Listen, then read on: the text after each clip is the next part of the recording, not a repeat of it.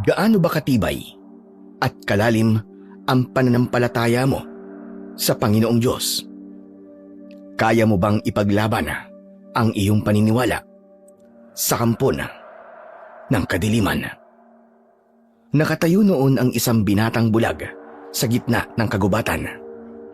Tanging ang ingay, pang-amoy at pakiramdam sa paligid ang nag-iisang sandalan ni Kuya Mario o ang kanyang nagsisilbing mga mata, mga paa niya sa lahat ng hamon niya sa buhay. Paano kung isang araw ang ipinagkait na paningin sa kanya ay muling bumalik at ang kanyang inaasahan na magandang kulay ng mundo ay kapahamakan lang pala ang dala para sa kanya? Lalaban kaya siya o matatakot dahil ang inaakala niyang paraiso ay lagim pala ang kahihinatnan? Magandang araw nga po pala sa inyo, Sir Blair. Lalong-lalo na po sa mga kagaya kong sumusuporta sa inyong mga YouTube channel. Ako nga po pala si Buboy. 10 taong gulang po ako noon sa kwentong ibabahagi ko sa inyo. Kakaiba po ang istoryang maririnig ninyo dahil naging parte po ako sa karanasan ng isang taong sinubok ng Panginoong Diyos upang mas lalong maging matatag sa buhay. Narito rin po sa kwento ko ang paniniwala ng isang pare na mas piniling maging isang manunugis o antingero. Ano nga kaya ang dahilan at humantong sa pakikipaglaban sa mga aswang ang buhay ng 2 taong ito? Ang kwento ko nga po pala na ibabahagi sa inyo ay naganap taong 1980. Muli, ako po si Buboy at ito ang aking kwento. Tay, bigla pong nagbago ang simoy ng hangin at nararamdaman ko pong merong mga kakaiba sa paligid. Oo anak, kaya bilisan mo ang paglalakad. Wala pa namang kasama sa bahay sina Nanay Iska at Mario. Tay, napansin niyo rin po ba? Wala pong nakasinding kasera sa mga bahay po na nadadaanan po natin. Madilim po tuloy at hindi ko po halos makita ang daan. Natural lang yan anak, lalo na at may posibilidad na baka dito na umatake ang mga aswang. Kaya nga sige na, bilisan na natin, tumakbo na tayo. Pasado 8:00 ng gabi, habang kami ay naglalakad sa mabatong kalsada, nakarinig kami ni tatay ng kakaibang ingay sa paligid. Nanggaling kami noon sa pagtitinda ng mga walis tingting. Ito ang hanap buhay naming mag-ama. Dahil mahal sa amin ang walis tingting noon, sinamantala namin ang pagkakataon para kumita. Nangyari kasi ang pangangailangan sa walis magmula ng mabalitaan ng mga tao ang panggugulo ng mga aswang sa bawat baryo. Naniniwala kasi ang iilan na mabisang pantaboy daw sa kampo ng kadiliman ang walis tingting. Nang makarating naman kami ni tatay sa bahay, ay nadatnan namin si Lola Iska at Kuya Mario na naghihintay rin sa pagdating namin. Mabilis na isinara ni tatay ang pinto at mga bintana.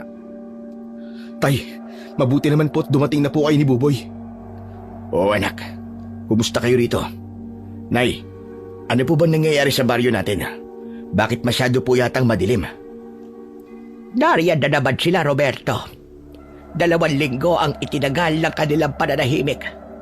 Ngayon na lang ulit sila bumalik. Tay, Lola, may huni na naman po ng ik-ik. Lola Iska, ano po bang dahilan at natatakot po ang mga tao sa huni ng ik-ik? Ang naririnig niyong paghuni ng ik-ik ay hudyat yan na nasa paligid lamang ang aswang. At kapag may nakita silang tao sa labas, siguradong papatay nila kagad. Kung gano'n, kailangan po natin silang itawid dito, Nay. Marami na naman na mapapahamak. Baka po maulit ang mga nangyari noon. Huwag tayong mangialam, anak. Mas mabuti lang hindi natin sila pakikialaman. Kung mauulit ang mga nangyari noon, baka mas maraming mamatay ngayon. Nay, Kapag wala po tayong ginawa, habang buhay na lang tayong matatakot sa mga aswang. Tumahimik ka, Roberto. Ang pagiging antingerong manunugis mo ng aswang ang itigil mo. Dahil baka ikaw ang hinahanap ng mga aswang na yan. Nag-iingat po ako. Nagtataka lang po ako dahil nakarating na sila rito. Ibig sabihin nun, dumarami na po sila. Tay, ano po bang pinag-uusapan nyo? Sino pong antingerong manunugis po ng aswang? Ang tatay mo, ang antingerong manunugis, Mario. Magmula nang maraming mamatay sa pamilya namin, naging ganyan na siya. Naging isa siyang antingero. Tay, paano po? Kung kayo nga po ang hinahanap ng mga ik-ik. Haharapin ko sila, anak. Alam ko na hindi ako pababayaan ng Diyos. Mas makakabuting tumigil ka na sa pakikipaglaban sa mga aswang. Paano kung ikaw naman na mapahamak? Paano na ang mga anak mo? Pero Nay, hindi ko po kayang hayaan na lamang na may mabiktima na naman na inosente. Kailangan may humarap sa kanila para matigil na ito. Hindi nga ganun kadali, Roberto. Naiintindihan mo ba ako? Paano kung ang kumilos naman ay ang mababangis na mga aswang? Tandaan mo, hindi lang sila ang makakalaban mo kapag nakialam ka. May iba pa po bang mga aswang? Ibig sabihin po marami po sila? Oo, Mario. Marami sila. Napakunot ang noo ko nang marinig ko ang usapan ng tatlo sa harapan ko. Kahit nakikinig lang ako sa kanila, bakas ang takot sa kanilang anyo. Maging si Kuya Mario, na kahit bulag ito, ay tila ba nakikita nito ang itsura ng mga aswang. Madalas kasing ilarawan ni tatay ang itsura nila kapag nagkikwento ito kay Kuya Mario. Kung minsan, ako naman ang naglalarawan kay Kuya Mario kapag may gusto itong malaman sa paligid. Ano po ba ang dahilan? At nag-aalala sila kapag may ik-ik po sa paligid. Ang mga ik-ik, mga ibon sila na isinumpa. Ginawa silang alipin ng ibang aswang. Oo, mababang uri lang sila kumpara sa ibang mga lumilipad na aswang. Pero malaking tulong pa rin sila sa mga amo nila. Teka, paano po nangyari yon, Lola? Sila ang nagbibigay ng hudyat sa mga amo nila kapag nakakakita sila ng pwedeng biktimahin. Pero tandaan nyo, hindi lang sila nagbibigay ng hudyat sa mga kapwa nila aswang, pati na rin sa atin na mga tao. Paano po nila ginagawa yon, Lola Iska? Sa paghuli nila, doon natin malalaman kung nasaan ang aswang. Kapag ang tunog ay parang galing sa itaas, ibig sabihin nasa lupa ang aswang. Pero kapag ang tunog ay parang galing sa ibaba, ibig sabihin nasa impapawid ang aatake sa iyo. Natahimik kami ni Kuya Mario dahil sa sinabi na yon ni Lola Iska. Nasa ganong sitwasyon kami nang lumapit sa amin si tatay. Nakiramdam kami sa paligid hanggang sa biglang nawala ang ingay ng ik-ik. Lola, kanina pa po ako nakikinig tungkol po sa ik-ik. Pero hindi niyo naman po nababanggit ang tungkol po sa amo nilang aswang. Buboy, tama na yan. Tay, bakit po ba sa tuwing nagtatanong po kay Lola Iska ng tungkol po sa among aswang ng mga ik-ik, palagi niyo na lang po akong pinipigilan? Hindi naman sa ganun, anak. Baka matakot ka lang kasi. Tay, malaki na po ako. Sige na po, Lola Iska. Gusto ko po kasing malaman kung ano pong klase ng aswang ang kinatatakutan ng mga tao sa baryo natin. Siya nga naman po, Lola. Kahit bulag po ako, gusto ko rin pong malaman kung ano pong klase ng aswang ang amo ng mga ik-ik. Bueno, at mapilit kayong dalawa. Nay, wag na po. Roberto, iho, wag mo na akong pakikialaman. Makinig ka na lang din sa ikikwento ko. Nang malaman mo kung gaano kalakas ang aswang na palagi mong hinahanap. Heto, makinig kayong mabuti. Umayos muna ng upo si Lola Iska. Sa kanya sinimulan ang kwento sa aming dalawa ni Kuya Mario. Ang amo ng mga ik-ik ay ang aswang na hurushos. Ano po? Hurushos po? Kakaiba po ang pangalan ah. Dahil sila ang mga uri ng aswang na merong anyong engkanto. Karaniwan mga bata ang kanilang pinipiling biktimahin dahil sa mas matindi ang lasa ng mga ito kumpara sa mga ordinaryong tao. Ang sino man napipigil sa kanila na kumain ng bata ay agad nilang pinapatay at sinisip-sipan dugo.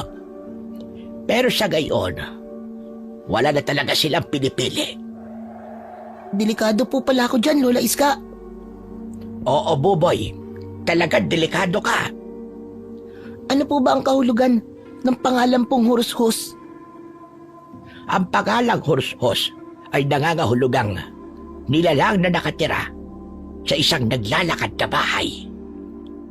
Po, ano naman po ang kakayahan ng aswang na Hurushus? Marunong silang gumamit ng itim na karunungan. Ano pa po ang kakayahan nila, maliban po doon? Nagtataglay rin sila ng talino na maihahalin tulad sa mga laman lupa. Gamit ang kanilang lakas ay kaya nilang umalipin ng mga itim na engkanto. Isa yun sa mga dahilan kung bakit pinangingilagan sila ng mga albularyo at ng mga antingero. Hindi naman po palaging malakas ang aswang na Hurushus. Ano naman po ang kanilang kahinaan? Pinakamatinding kahinaan ng Hurushus ay ang punyal na hawak ng kanyang anak. Bihira yun mangyari dahil sino ba namang anak ang gugustuhin patayin ng kanyang ama? Maliban po roon, ano pa po? Sa datang galing sa mahiwagang ermitanyo, pinakamabisa ay ang mutya ng mata ng agila. Talagang mahihirapan silang labanan ang taong magtataglay nito. Pwede rin siya ang pangalawang kahinaan ng Hurushus. Kailangan busilak ang puso ng gagamit ng ganong klaseng kapangyarihan. Wala na pong ganun, Lola Iska. Halos lahat na po ay makasalanan. Kadalasan ang tinutukoy na merong busilak na puso ay ang mga taong may kapansanan. Lalo na ang mga bulag. Pumagitna ang katahimikan sa loob ng bahay namin nang magsalita si Lola Iska ng ganun. Kaya naman, si tatay ang nagsalita upang mabaling ang usapan sa ibang paksa. Tama na munang pagkikwentuhan, Nay. Tigilan niyo na po mga bata. Hindi na ako nagkikwento. Teka, parang wala na ako naririnig na ingay sa paligid. Tama. Wala na rin po kung naririnig na ik-ik. Siguro po umalis na rin po ang mga nilalang na yun. Hindi pa rin tayo dapat magpabaya. Baka mamaya nandyan lang sila sa paligid. Naghihintay ng tamang pagkakataon para umatake at kunin ton si Buboy. Tayo naman bakit po ako? Kasi, ikaw lang yung bata rito. Magmula nang magkwento si Lola tungkol sa aswang, hindi ko na narinig na nagsalita si Kuya Mario. Lihim naman kaming nagkatingi ng tatlo dahil sa pag-aalala. Madalas kasing malungkot si Kuya Mario kapag naririnig niya ang salitang bulag. Ayon kay Lola Iska, inatake raw sila ng aswang noon at tinuluan daw ng laway ng mga aswang ang mga mata ni Kuya Mario hanggang sa nauwi sa impeksyon at naging dahilan ng pagkabulag niya. Teka, Roberto, saan ka mapupunta? Dito lang po, Nay. Huwag kang lalabas, anak. Hindi po ako lalabas, Nay. Pero sisilip lang ako sa bintana. Titignan ko lang po kung ano nangyayari sa labas. Tay, sasama po ako sa inyo. O sige, Buboy. Tay, tara na po. Ang totoo, hindi pa ako nakakakita ng aswang. Sayang lang at hindi ko na itanong kay Lola kung ano ang itsura ng mga Hurushus. Dahan-dahan kaming naglakad papunta sa bintana. Sumilip kaming dalawa sa labas at iginala ang tingin sa paligid. Wala namang kaming napansing kakaiba at ang mga kabahayan ay may liwanag na rin mula sa mga gasera. Napabuntong hininga ko. Nabawasan ang takot ko dahil wala na nga ang mga aswang sa paligid. Bumalik na tayo kay Nanay at Mario. Wala nang aswang sa paligid. Sige po. Buboy anak, bantayan mo palagi ang Kuya Mario mo ha. Opo. Pero bakit po? Hindi naman po siya palaging umaalis ah. Anak, nakalimutan mo na ba? Palagi siyang pinupuntirya ng mga aswang. Ano po bang dahilan, Tay? Bakit po si Kuya lang? Hindi ko rin alam kung anong meron sa kapatid mo. Palagi siyang hinahabol ng aswang. Palaging pinagbabantaan ng buhay niya. Mabuti na lang at bulag siya. Hindi niya nakikita ang nangyayari sa paligid niya. Kaya po ba madalas po tayong lumilipat ng bahay dahil iniiwas niyo po si Kuya Mario? Ganun po ba? Oo, anak. Ay naku, nag-aalala na nga ako eh. Mukhang natuntun na naman siya ng mga aswang. Kaya po pala, kailangan kong bantayan si Kuya Mario. Hindi po kaya dahil sa nangyari sa kanya noon? Maaari. Basta atin-atin lang to ha. Opo, Tay. Wala kaming kaalam-alam na si Kuya Mario ay malakas pala ang pandinig. Kahit ilang metro ang layo namin sa kanya, ay naririnig pala niya ang aming pinag-usapan. Nang mga panahon na yon, mas marami palang alam si Kuya Mario kesa sa akin. Ni hindi napapansin ni Lola Iska na humihigpit ang kapit ni Kuya Mario sa tungkod nito na gawa sa bagakay o katawan ng kawayan na may bilog na kasing sukat ng daliri ng tao. Apo, bakit wala kang kibo? Tsaka nanginginig ang kamay mo? Wala po, Lola Iska. Pagod lang po ako. Aba, magpahinga ka na kung ganon. Gusto mo na ba matulog sa kwarto mo? Opo, Lola Iska. Boboy, Apo! Gusto na raw matulog ni Mario. Halika na! Matulog na rin kayo! Dahil sa sigaw ni Lola Iska, ay tinapos na namin ni Tatay ang aming usapan. Pagpasok namin sa loob ng bahay, ay lumapit si Tatay kay Lola Iska. Ako naman ay umalalay kay Kuya Mario. Nay, pwede ba nating sindihan ng gasera? Wala na po akong nakikitang kahina-hinala sa labas eh. Mabuti kung ganon. Si Mario kasi ay gusto na rin magpahatid sa silid niya.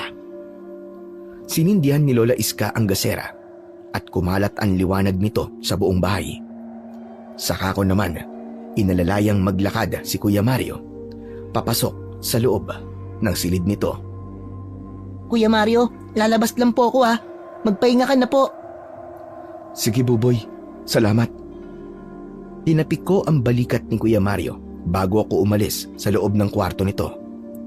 Nadatnan ko naman na nag-uusap sina Tatay at Lola Iska.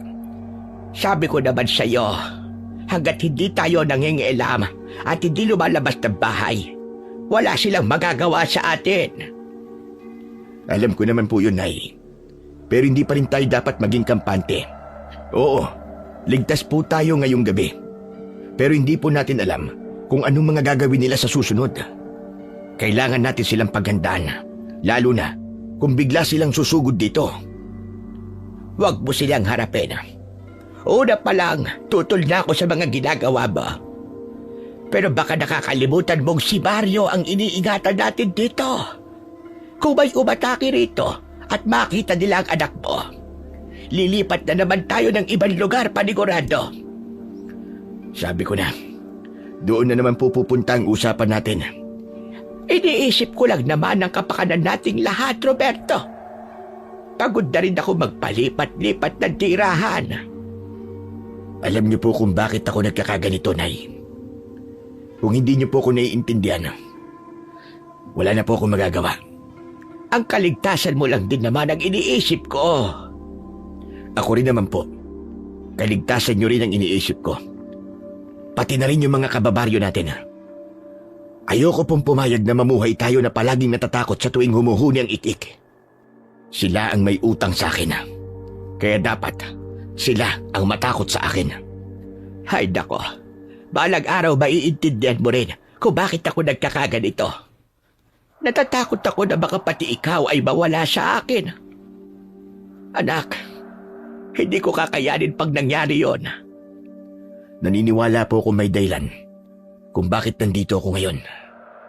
Kaya kung kumikilos po ako ngayon, kaloob po ito ng Panginoon. Dahil sa pagtatalo, hindi nila napapansin na kanina pa akong nakikinig sa kanilang usapan. Bakas sa muka ni Lola Iska ang pag-aalala para kay tatay. Pagkatapos ng gabing yon, hindi kami nakampante dahil madalas din kaming gabihin ni tatay sa pag-uwi galing sa pagtitinda ng mga walis. Nagdadala na kami ng maliit na patalim para may panlaban kung sakaling may makasalubong kaming aswang. Isang gabi, habang pauwi na kami sa bahay, kinausap ako ni tatay. Tay, napansin niyo po ba? Ilang araw na pong tahimik ang gabi natin ah. Oo anak, baka sa ibang baryo sila nanggugulo. Pero wala naman po tayong nababalitaan na may nananalasa po sa ibang baryo. Wala rin pong chismis na may nabibiktimang tao. Kaya nga paghandaan natin ang muli nilang pagbabalik sa baryo natin. Opo, Tay. Huwag lang talaga silang magkakamali na subukan dito sa atin manggulo. Ipapakita ko talaga sa kanila kung ano ang hinahanap nila. Ako naman po, ang pipilipit sa kanilang leeg, Tay. Lalo na po kapag si Kuya Mario na ang kinuha nila para saktan. Ang tapang mo naman. Baka mamaya kapag nandyan na ang aswang, mauna ka pang tumakbo sa akin. Naku, hindi po, Tay ah. Hindi po mangyayari yon. Hindi po sila sasantoy ng kutsilyo ko. Tignan nyo. Kaya hindi po ako natatakot sa kanila.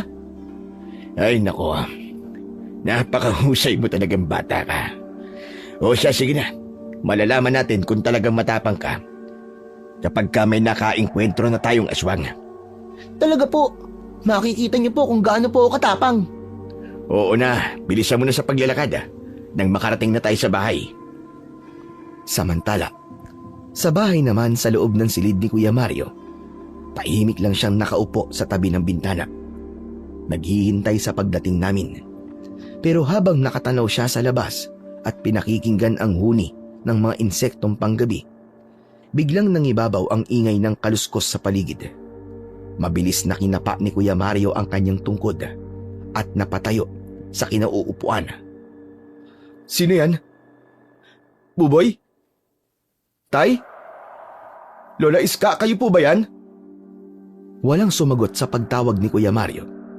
Wala kaming kaalam-alam na lumabas pala saglit si Lola Iska kaya walang naiwan sa tabi nito. Hindi namin inaasahan na meron na palang magaganap na masama sa kapatid ko. Sino yan? Sumagot ka! Teka, bakit parang ang baho ng singaw ng hangin sa loob ng kwarto ko?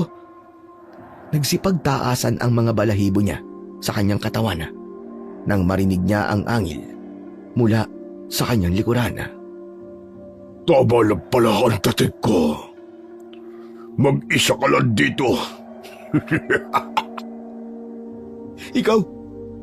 Paano mo ako nahanap? Walang imposible sa kapangyarihan ko. Baka nakakalimutan mo may kapangyarihan akong sundan ang kamay mo. Hindi pa ako tapos sa'yo. Hindi namin alam ni tatay na si Kuya Mario pala ay alaman tungkol sa aswang na hurushos. Ayaw lang nitong mag-alala kami, kaya nagpapanggap siya na walang alam. Bakit mo ba ako ginugulo? Bakit mo ba ako sinusundan? Tigilan mo na ako! Hindi ka ba nagagalit sa akin? Ako lang naman ang pumatay sa nanay mo. At ako rin ang dahilan kung bakit nawala ang paningin mo. Hindi ka ba masaya na nasa harapan mo na ako ngayon? Magpasalamat ka at bulag ako. Dahil kung hindi, dalawa kami ni tatay na maghahanap sa'yo para patayin ka. Masyado mo naman yatang binabaliit ang kakayahan ko. Hindi mo ba alam na kaya-kaya na kitang patayin dahil wala kang kasama ngayon? Huwag kang lalapit! Huwag kang lalapit! Pilit na iwinawasiwas ni Kuya Mario ang kanyang tungkod na para bang makakatulong ito sa kanya. Panay ang atras niya habang nagdadasal na sana ay hindi pa bumalik si Lola Iska para hindi ito mapahamak. Papatayin kita dahil pinatay ng tatay mo ang asawa ko at anak. Gusto kong maramdaman niya Ang sakit na naramdaman ko noon. Alam kong may iba pang dahilan kung bakit hinahangad mo mamatay ako. Isa pa, ikaw ang nauna ng gulo sa buhay namin. Kaya kung namatay ang asawa at anak mo, kasalanan mo yun. Dahil mahina ka. Kampong kayo ng kadiliman na walang karapatang mabuhay dito sa mundo. Patay na ang asawa ko. At hanggang ngayon, hindi pa rin tumitigil si Roberto sa pagpatay sa mga kalahi ko. Kaya naman, igaganti ko ang angkan ko. Uubusin ko rin ang lahi ninyo. Ang lahi ninyo dapat na maubos. Hindi ang lahi naming mga tao. Kahit hindi nakakakita si Kuya Mario, nagawa niyang makipaglaban sa aswang para ipagtanggol ang kanyang buhay. Walang nagawa ang hurushos nang iwas-iwas ni Kuya Mario ang tungkod niya. Nagwala ito sa loob ng kwarto ng kapatid ko. Buwisit! Kakaiba ka talaga sa lahat. Kaya gustong-gusto kong matikman ang dugo mo. Subukan mo! Nang makita mo ang hinahanap mo. Matapang ka pa rin. Kahit wala kang kasama sa bahay na ito. Dahil ako lang naman ang kaya mo. Kung lalabang ka sa katapat mo, magiging basura ka lang sa kalaban mo. Kayong mga tao totoong basura. Isa kayong ulam. Pagkain na ginawa ng Diyos para sa amin. Lahat kayo, sira ang ulo. Lumalaban kahit hindi kaya ang kalaban. Tignan natin ngayon kung sino talaga ang sira ang ulo. Pilit na hinagilap ng tungkod ni Kuya Mario ang aswang na hurus-hurus. Ngunit nakakaiwas ito sa bawat pag-atake niya. Nang makahanap ng pagkakataon ng aswang sa isang iglap, nasa harapan na ito ni Kuya Mario. Ang mga mata nitong nanlilisik ay puno ng puot. Ramdam ni Kuya Mario ang init ng hininga ng aswang. Kaya nagawa niyang tamaan ito sa leeg. Napaatras ang kalaban at nahawakan ang leeg na nasaktan. Nang gumanti ito, dinakot ng aswang ang leeg ni Kuya Mario. Ngunit mabilis din itong binitiwan ang leeg ni Kuya Mario. Umatungal ito ng malakas habang nagtataka dahil umuusok ang kanyang kamay. Hindi maaari. Bakit may proteksyon ka? Kaya ba hindi ako makalapit sa'yo? Naggawin ko ang unang pag-atake sa'yo. Malinaw na may nagbabantay sa'yo na hindi ko nakikita. Anong pinagsasasabi mo? Tama ang kutob ko. Ikaw nga ang nakatakda. Kaya pala hindi kita napatay noon dahil may proteksyon ka. Sino? Sino ang naglagay ng proteksyon sa katawan mo? Kung alam ko man, bakit ko sasabihin sa'yo? Kaya mabuti pa, tapusin na natin ang labang to! Magkakasunod na palo ang ginawa ni Kuya Mario laban sa aswang. Kaya naging kampante siya na hindi siya masasaktan ng aswang dahil sa sinasabi nitong proteksyon. Maya-maya pa, napahinto sa pag-atake si Kuya Mario nang may naramdaman itong masakit sa kanyang sakong sa paa. Aray! Ang paa ko! Ang sakit! Lalo na dito sa sakong! Anong ginawa mo sa akin? Akala mo ba ay hindi ko alam ang kahinaan ng proteksyon na kahit na anong orasyon sa katawan ng tao? Pinag-aralan ko na ang bagay na ito at pinaghandaan na kita. Napaluhod si Kuya Mario sa sahig habang hindi makatayo dahil sa pananakit ng kanyang paa. Bumulwak ang dugo niya mula sa sugat na likha ng kuko ng aswang na urushos. Samantala, nang tumigil kami ni Tatay sa tapat ng bakuran namin, ay nagulat kami sa malakas na sigaw ni Kuya Mario. Kasunod ng boses ni Lola Iska mula sa aming likuran. Roberto, nandito na pala kayo. Bakit hindi pa kayo pumasok sa loob ng bahay? Nay, iniwan niyo po mag-isa si Mario? Oo, mabilis lang naman ako eh. Hindi na tinapos ni Tatay ang sasabihin ni Lola Iska. Mabilis na siyang pumasok sa loob ng bahay. Sumunod kami ni Lola at tumambad sa aming paningin ang nakaluhod na si Kuya Mario. May sugat na ito sa katawan. Nasa harapan naman ito ang halimaw. Anong ginawa mo sa anak ko, hayop ka? Mabuti naman at dumating ka na, Roberto. Pagbasdan mo kung paano kung papatayin ang anak mo. Buboy, ang asin, bilisan mo! Walang epekto sa akin ang asin. Panoorin mo na lang itong gagawin ko sa anak mo. Saktong sasaksakin ng aswang si Kuya Mario. Nilukso na ito ni tatay. Nagpambuno ang dalawa. Habang ako naman, kumuha pa rin ng asin sa kusina at nagbaka sakaling gagana yon. Nang isaboy ko ang asin sa katawan ng hurushos, hindi nga ito tumalab. Takot na takot ako ng mga sandaling yon nang mapagmasdan ko ang aswang. Mukha siyang aso. Malaki ang katawan, maskulado, malakas at parang kidlat sa bilis. Si Lola Iska naman ay mabilis na nilapitan si Kuya Mario at inilayo ito. Tay, ano pong gagawin ko? Hindi po gumagana ang asin sa kanya. Hindi ako nakarinig ng tugon mula kay tatay dahil bumagsak siya sa sahig. Ibinalibag siya ng aswang ng paulit-ulit, maging ang dingding nasira na rin. Nakarating sila hanggang sa labas ng bahay.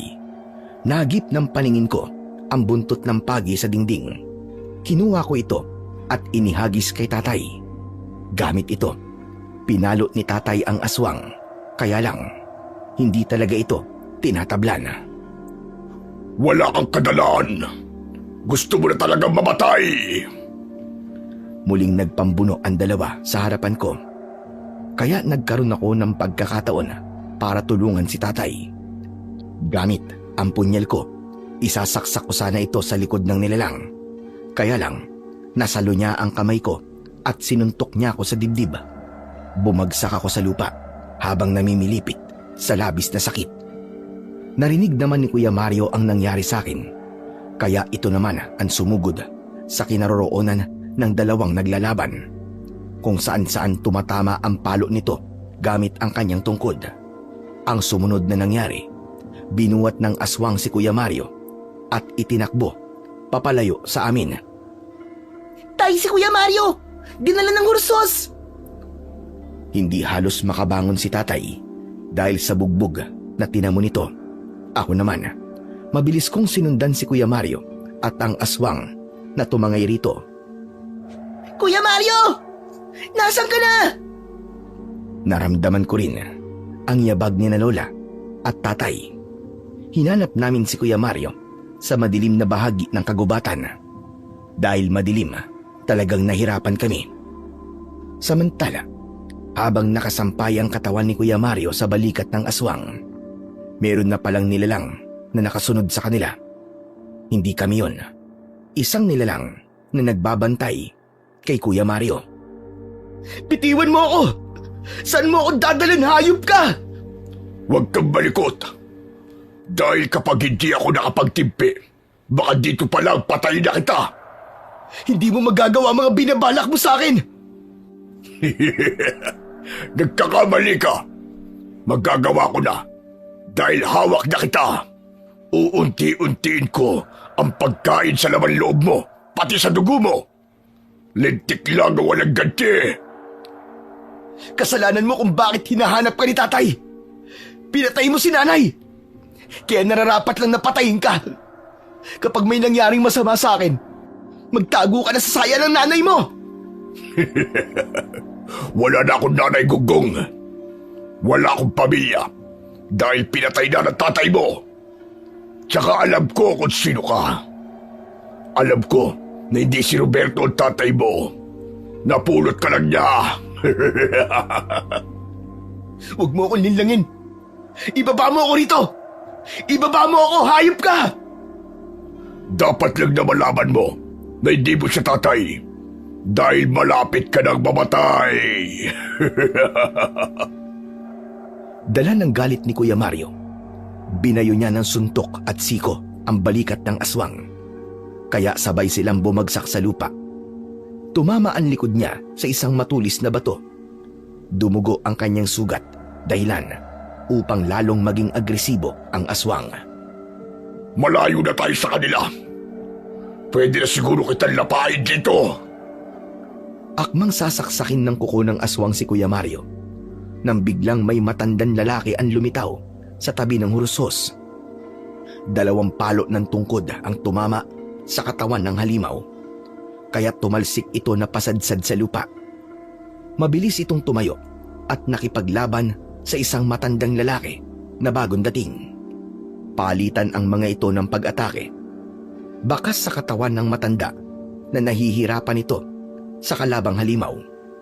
Nang tamaan ng matandang lalaki ang hurusos sa kanyang leeg, napaatras ito. Ikaw na naman! Sino ka bang hayop ka? Bakit ba palagi mo akong pinipigilan?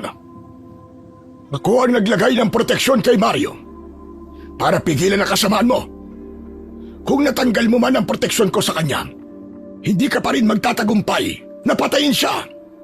Tumigil ka! Huwag mo akong pakialaman. Marahil nandito ka para huliin ako. Pwes, bumalik ka na sa pinagbulan mo. Ikaw ang ibabalik ko sa pinanggalingan mo.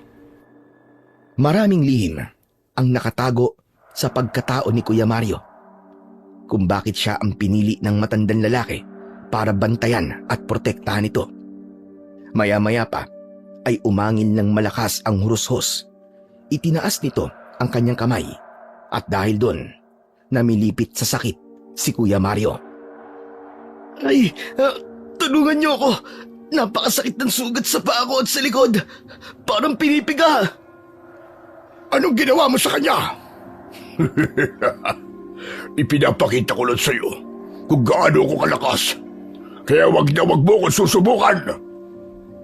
Wag mo ring maliitin ang kapangyarihan ko. Heto sa iyo! Tuluyang naglaban ang dalawang nilalang, kaya pansamantala nawala ang pananakit ng sugat ni Kuya Mario. Gumapang ito at kinapa ang kinaroroonan hanggang sa makarating siya sa malaking puno at doon siya sumandala. Nang tamaan naman ng matandang lalaki ang leeg ng hurus-huros, tumakbo ito para tumakas. Naiwan ang matanda habang habol ang sariling hininga. Nilapitan ito si Kuya Mario at hinawakan ng paa na nasugatan. Sino ka? Bakit palagi niyo akong inililigtas sa aswang na yon? Dahil ikaw ang aking napili. Hindi ko hahayaan na mapahamak ka. Pinili po? Para po saan? Piniling maging bagong tagapangalaga sa mutya ng mata ng agila. Teka, hindi ko po kayo naiintindihan. Alam kong mahirap maunawaan ang mga sinasabi ko. Ngunit kailangan ko tulong mo. Hindi ako pwedeng mangalaga sa mutya na nasa akin. Dahil ang kailangan nito ay ang taong may busilak na puso. Isang binatang bulag na kagaya mo. Narinig ko na rin po yan kay Lola Iska. Bakit palagi ninyong sinasabing busilak ang puso ko? Ngunit, punong-puno po ng galit ang dibdib ko. Busilak ang puso ng taong walang sinasaktang ibang tao. Dalisay ang pagkatao mo. Dahil kahit kailan ay hindi ka gumawa ng kasamaan. Heto, tanggapin mo. Para sa'yo talaga to. Panahon na para mahawakan mo ito. Dahil hindi ka tatantanan ng aswang na iyon. Ano po itong inilagay niyo sa palad ko? Hugis bilog na makinis na parang bato. Yan ang sinasabi ko sa'yo na mutya ng mata ng agila.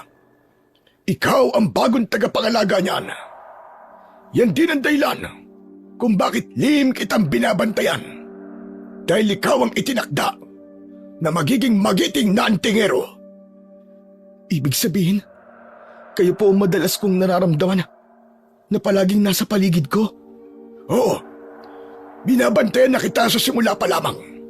Nang isilang ka sa mundong ito, kung paano kang pinrotektahan ng nanay mo, kung paano siyang namatay dahil sa pagtatanggol sa iyo. Tugisin mo ang aswang sa pamamagitan ng mutyang yan. Maging isa kang magiting at mahusay na antingero. Pero, paano ko naman po gagawin yun? Bulag ako eh.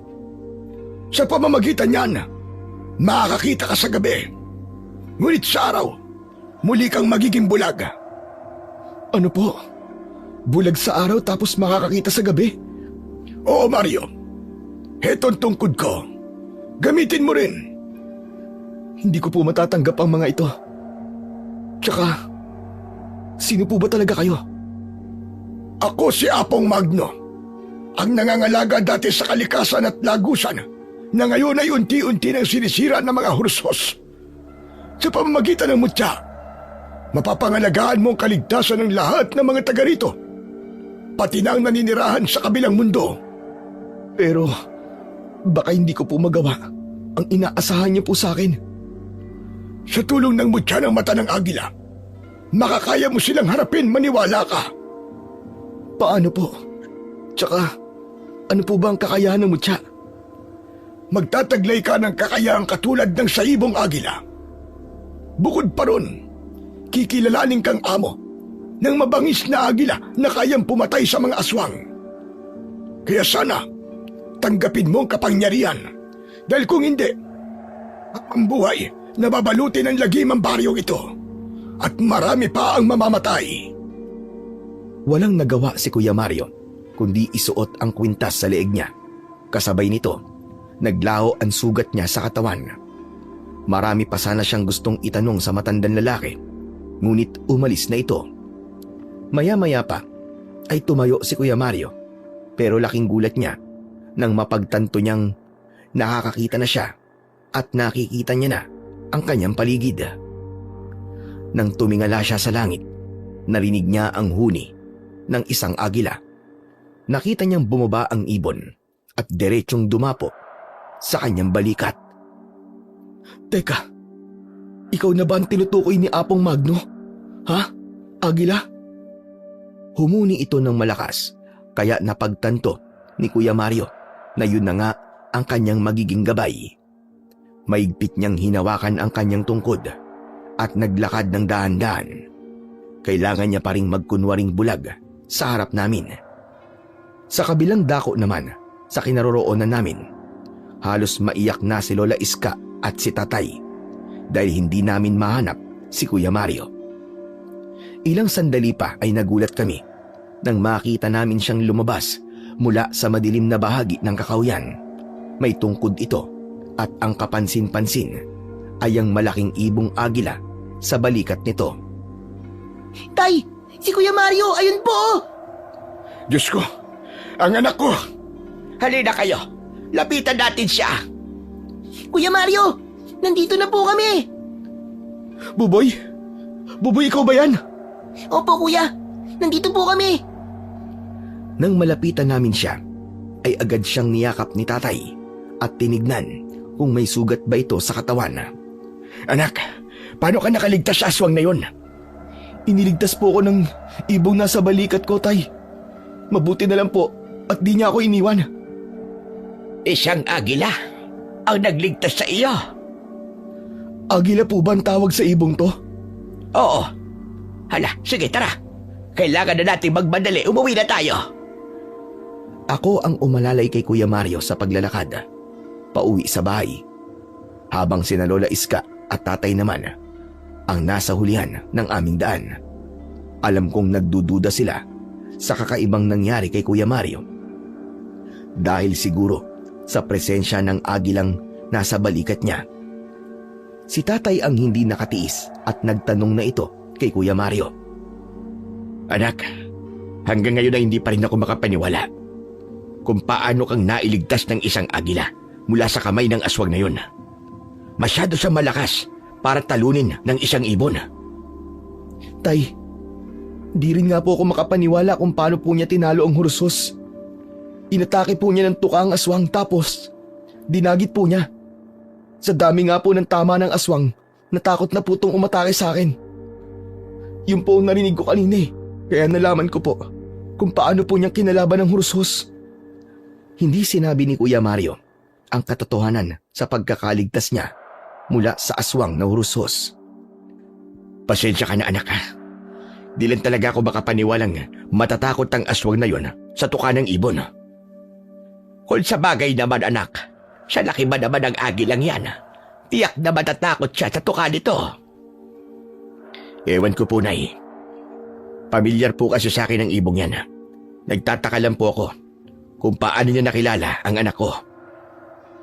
Hindi ko po maintindihan kung bakit alam niyo po ang tungkol sa agilang to, Tay. Pero, may nalaman po ko. Anong nalaman mo, Mario? Roberto, Mario, sa bahay na lang natin pag-usapan yan. Kailangan na nating magmadali. Baka bumalik pa ang aswang. Nang sabihin yun ni Lola Iska, para bang nakaramdam ako ng kakaibang tensyon sa pagitan ng mga ito. Pagkalipas ng kalahating oras na paglalakad ay nakarating na kami sa bahay. Pagpasok namin sa loob ay isinaradong mabuti ni tatay ang pinto at ang mga bintana. Nang umupo si Kuya Mario sa tabi ko ay nagtanong na kagad si tatay, habang ang ibong agila naman ay hindi umaalis sa pagkakadapo sa balikat ni Kuya Mario. Anak, ano bang ibig mo sabihin kanina? Ano yung nalaman mo? Tay, gusto ko pong maging totoo kayo sa akin, ha. Sabihin niyo po, anak niyo po ba talaga ako? Kayo ba talaga ang tatay ko? Nagulat ako sa tanong na yun ni Kuya Mario. Nagpalipat-lipat ang tingin ko sa mukha nila. Kinabahan ako at natakot sa magiging sagot ni tatay. Maging si Lola Iska ay bigla ring namutla ang labi. Anak, ano ba namang klaseng tanong yan? Tay, ang tanong ko lang po ang sagutin niyo. At gusto ko po magsabi po kayo ng totoo. Kayo po ba ang ama ko? Hindi agad nakapagsalita si tatay. Kaya si Lola Iskana ang nagsalita habang nanghihina itong napaupo sa bangko. Roberto, panahon na siguro para ipagtapat kay Mario ang buong katotohanan tungkol sa kanyang pagkatao. Hindi natin ito maitatago sa kanya ng matagal. Mario anak, makinig kang mabuti ha. Hindi ako ang totoo mong tatay. Ngunit maniwala ka, itinuring kita na para kong totoong anak. Alam mo yan, di ba? Opo, Tay. Kaya lang, bakit niyo po itinago sa akin? Kung pinagsakluban ng langit at lupa si Kuya Mario dahil sa kanyang mga natuklasan, mas natakot ako sa aking nalaman. Titig na titig ako kay tatay, maging kay Lola Iska na umiiyak na rin. Dahil nagulat si Kuya Mario, wala itong ibang ginawa kundi ang umiyak sa harapan namin. Ako naman ay napatayo, parang ako ang nasaktan. Nagduda na rin ako sa pagkatao ko. Tay, ano pong ibig sabihin nito? Paano hindi niyo po naging anak si Kuya Mario? Anak, huwag ka na muna sumali sa usapang ito. Makinig ka na lang. Ang Kuya Mario mo ay hindi ko totoong anak. Paano pong nangyari yun, Tay? Ako po ba? Anak niyo po ba ako? Parang sasabog ang dibdib ko sa tanong kong yun. Kahit nananahimik si Kuya Mario sa tabi ko, naririnig ko ang ingay ng tibok ng puso ko at nabibingi ako dahil sa pag-aalala. Takot na takot ako sa maaaring isagot sa akin ni tatay. Dahil sa reaksyon ng kanyang muka, para bang alam ko na rin kung ano ang isasagot niya. Ibig sabihin po, hindi niyo rin po ako totoong anak, Tay? Hindi ko rin po kapatid si Kuya Mario? Oo, anak. Patawarin niyo akong dalawa. Nay, paano ko po ba ipapaliwanag ito sa mga anak ko? Parang pinipiga ang puso ko nang mapasabunot si tatay sa kanyang buhok at napaupo sa upuang nakaharap sa amin ni Kuya Mario. Dahil nahihirapan si tatay sa pagpapaliwanag sa amin, si Lola Iska ang nagpatuloy sa pagsasabi sa amin ng buong katotohanan. Boboy Apo, ako ang nakakuha sa iyo sa gubat. May pusod ka pa noon at bagong silang. May nakapagsabi, iniwan ka raw ng nanay mo. Nang matuntun siya ng mga pulis, ikinulong siya. Lola Iska, bakit ngayon niyo lang po ito pinagtapat sa akin? Dahil hindi namin alam kung matatanggap mo. Patawarin niyo kami ni Roberto kung wala kaming lakas ng loob na ipagtapat sa inyo ang buong katotohanan. Pasalampak ako na paupo sa bangkong katabi ni Kuya Mario. Maya-maya pa ay nag-angat na ng muka si tatay para sagutin na ang mga tanong namin. Mga anak, kahit hindi ko kayo tunay na anak, mahal na mahal ko kayo. At ang turing ko sa inyo ay tunay ko ng mga anak. Alam nyo yan. Tay, sino po ang totoo kong ama? Wala akong alam tungkol sa mga magulang mo. 1 taong ka pa lang noon nang makita kita sa gubat. Hanggang ngayon ay wala pa ring malinaw na impormasyong makapagsasabi kung sino ang mga magulang mo. Wala po bang naghanap sa akin, Tay? Wala. Naghanap na rin ako sa mga karatig baryo. Pero talagang wala akong nahanap na impormasyon tungkol sa mga magulang mo. Ganun po ba? Nung panahon kasing yun, anak, kakatapos lang daw sumalakay ng mga aswang na hursos sa baryong ito. Saka kita natagpuan, kasama ang agilang nasa balikat mo. Ano po? Ang agilang yan, ang nag-iisang ibon na nagbabantay sa iyo na matagpuan kita sa gubat. Muntik pa nga niya akong tukain nang lapitan kita.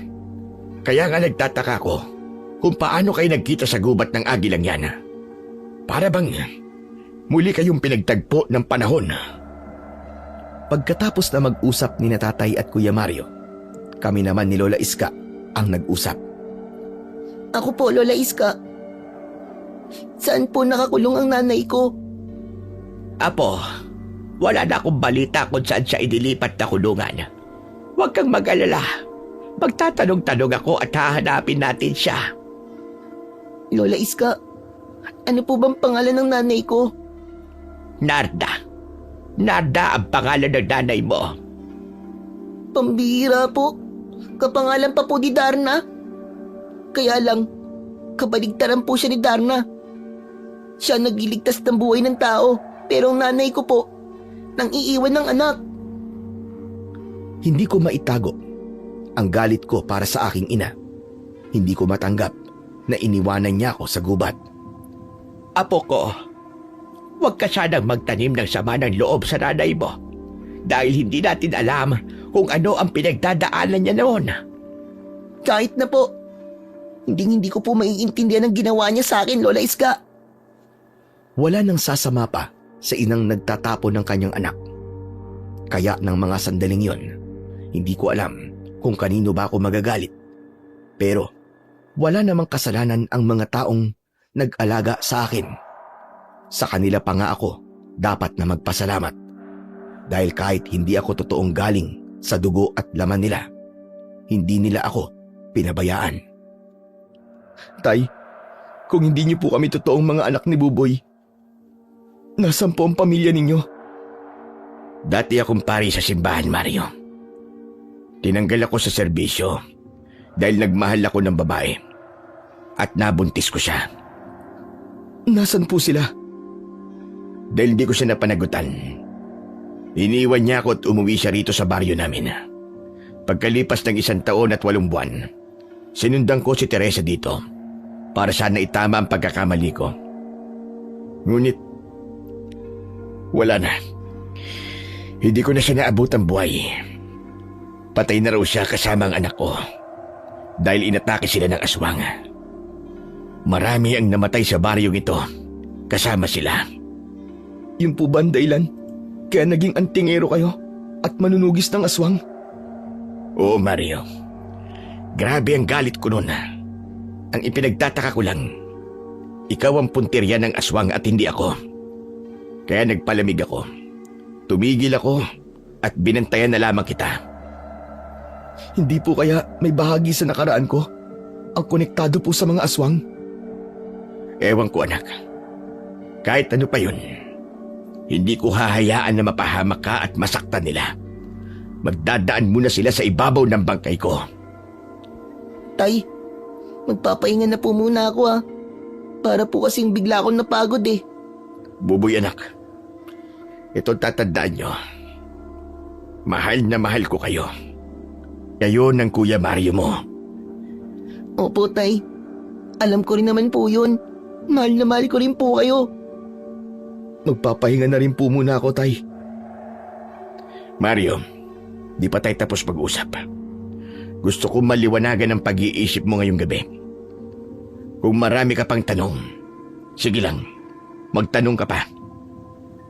Sa ngayon po, Tay, malinaw na po sa akin ang katotohanan. Hindi ko po kayo totoong ama. Pero wag po kayong mag-alala, Tay. Hindi po ako galit sa inyo.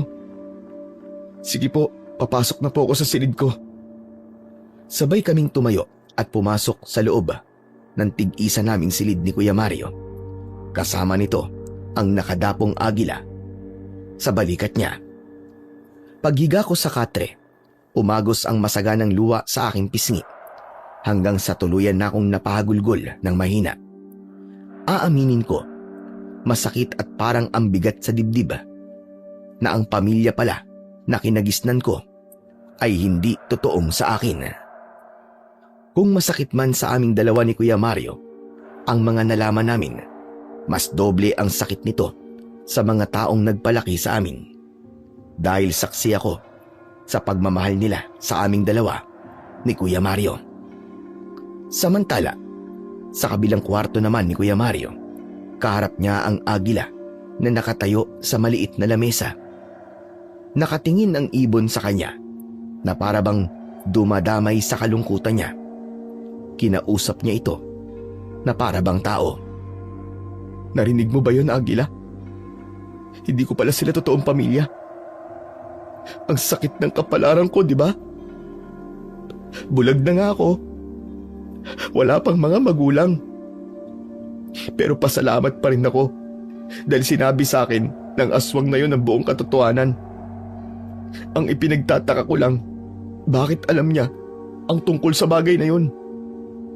Kahit mahina ang boses, ay naririnig kong kinakausap ni Kuya Mario ang ibong agila. Ang buong akala ko totoo niya akong anak. Pero ayos lang. Mabuti naman silang tao sa akin. Inalagaan nila ako at minahal.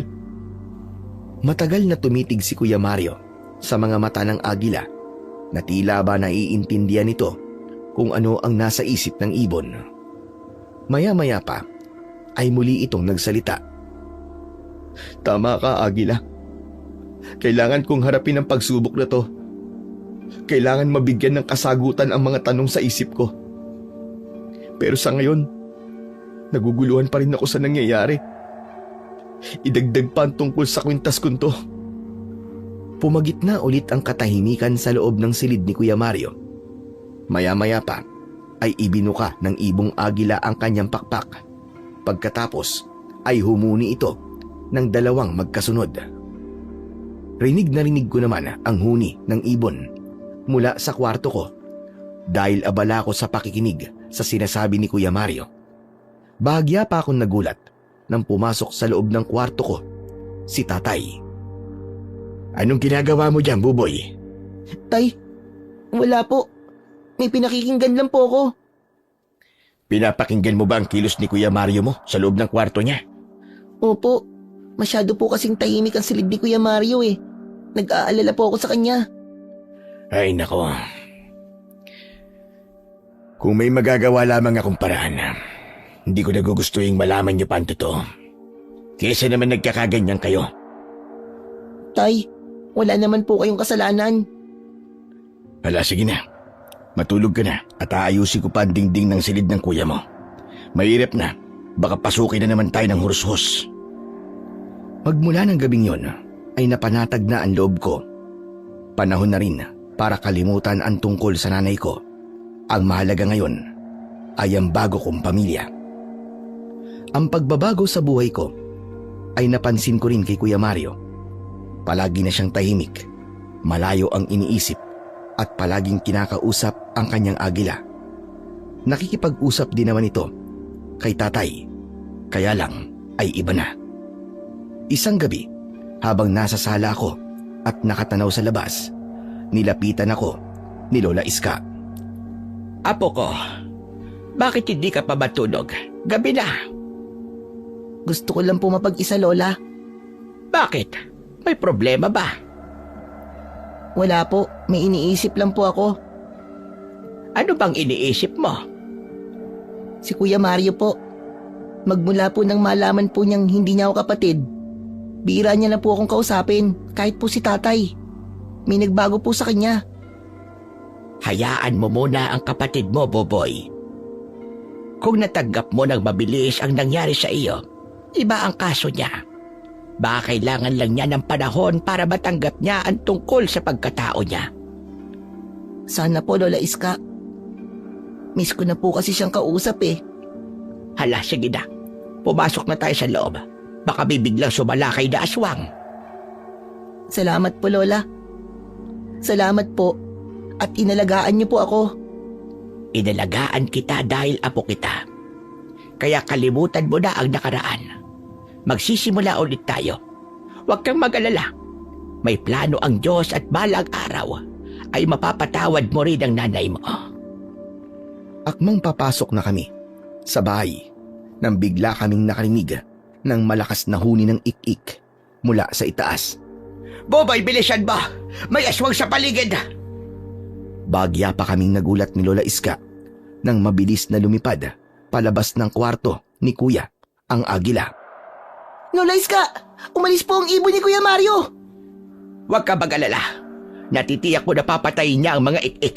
Kaya tara na, pumasok na tayo sa loob ng bahay. Mas lalong lumakas ang huni ng ik-ik, kaya napabilis din ang pasok namin ni Lola Iska sa loob ng bahay. Hindi namin alam na pinatay nga ng agila ang mga ik-ik. Wala kaming kaalam-alam na tuwing gabi merong nangyayaring kakaiba kay Kuya Mario. Iniisa-isa na pala niyang tugisin ang mga aswang dahil naniniwala siyang may kasalanan ang mga aswang sa nangyari sa kanya, lalo na sa naging dahilan ng pagkabulag niya. Kaya nang nasa loob na kami ng bahay ay hindi namin napansin na dumaan si Kuya Mario sa bintana. Sa kabila ng kadiliman ng paligid, malinaw na nakikita ni Kuya Mario ang daan. Maigpit niyang hawak noon ang kanyang tungkod. Doon ko naririnig ang mga angil. Hintayin niyo ako, mga halimaw kayo. Malapit na ako. Tudurugin ko kayong lahat. Tumingala sa langit si Kuya Mario. Nakita niya roon ang agila na para bang itinuturo sa kanya ang lokasyon ng kinaroroonan ng mga kalaban. Sinundan niya ito upang tumbukin kung saan nanggagaling ang naririnig niyang ingay ng pag-angil mula sa mga aswang. Mabilis ang takbo niya na halos kaya niyang sabayan ang lipad ng agila. Lumiliwanag din ang suot niyang kwintas na tanging siya lamang ang nakakakita.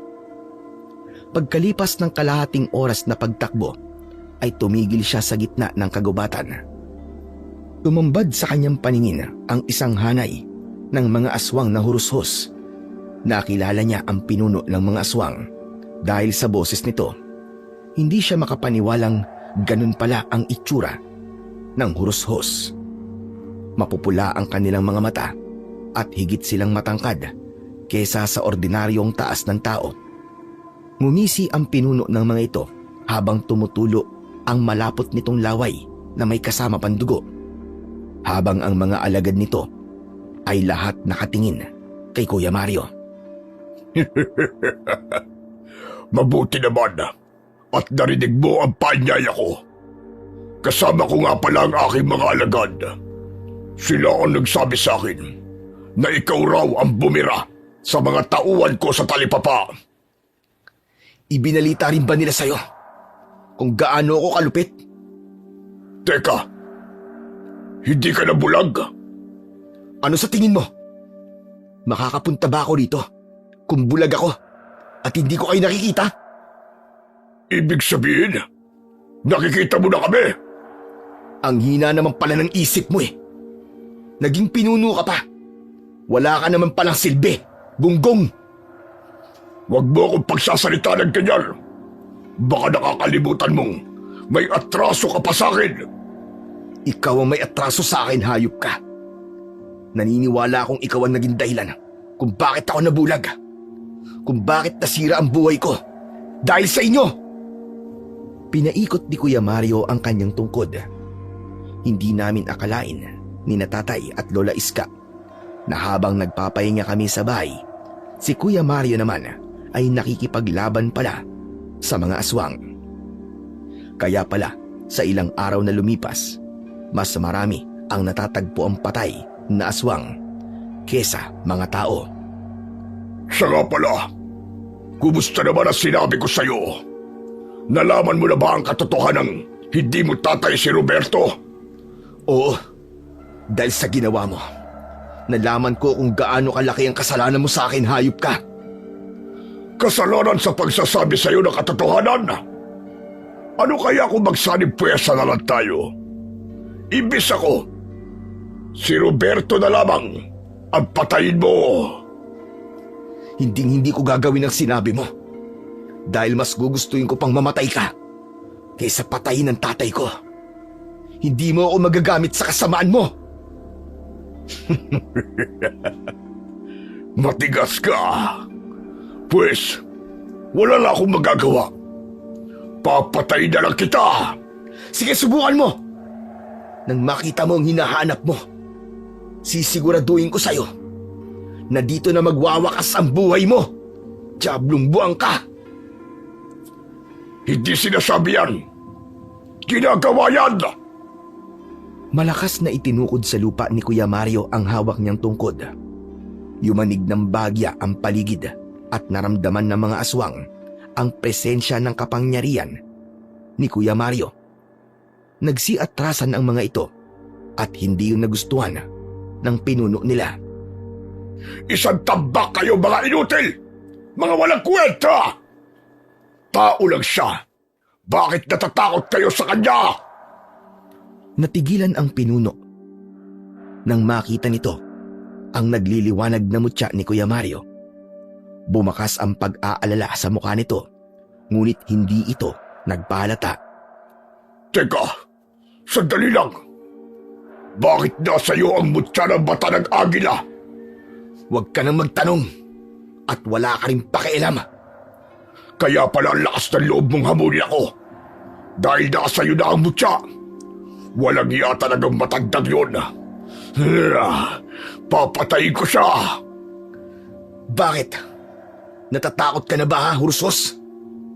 Ano bang meron sa mutyang to? At ganyan na lamang ang takot mo? Hindi mo na kailangan malaman pa. Kailangan mo na talagang mamatay. Dahil magiging banta ka sa buhay naming lahat. Mga kasama, patayin niyo ang bagong tagapangalaga sa mutya ng mata ng agila! Sige, Agila. Atakihin mo rin sila. Sugod! Patayin natin silang lahat! Mula sa himpapawid ay pabulusok na lumipad ang agila. Isa-isa nitong dinagit ang mga aswang at inilayo sila kay Kuya Mario. Sige, Agila! Ikaw na ang bahala sa kanyang mga alagad at ako naman ang bahala sa pinuno nila!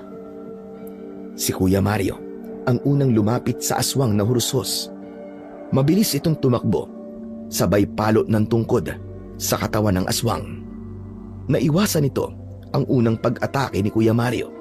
Ngunit tinamaan ito ng pangalawang palot ni Kuya Mario sa leeg. Nagulat silang lahat sa kakaibang lakas ng kapatid ko. At hindi sila makapaniwalang nagawa nitong talunin ang pinuno ng mga aswang. Hindi ito maaari.